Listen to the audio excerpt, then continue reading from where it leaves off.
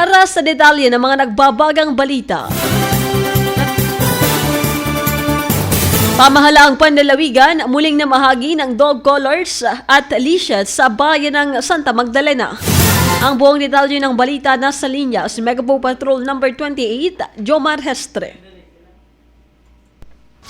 Bicol Network News Report!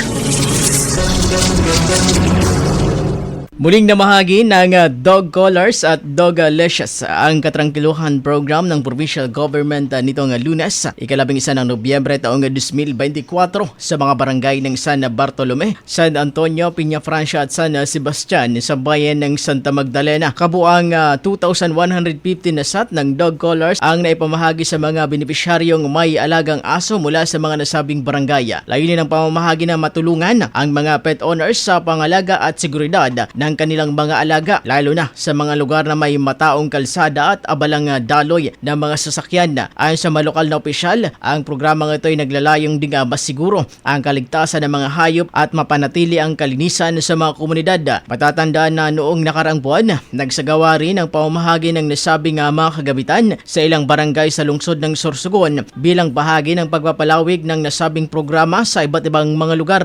Samantala, patuloy ang katrangkiluhan program sa pagpapalawak ng suporta at serbisyong may kinalaman sa mga alagang hayop, partikular ang mga aso sa pamamagitan ng mga proyektong nakikinabang ang mga lokal na residente. Para sa Bicol Network News, ito po si Megapo Patrol number 28, Jomar Hestre. Tatak, tunay na serbisyo.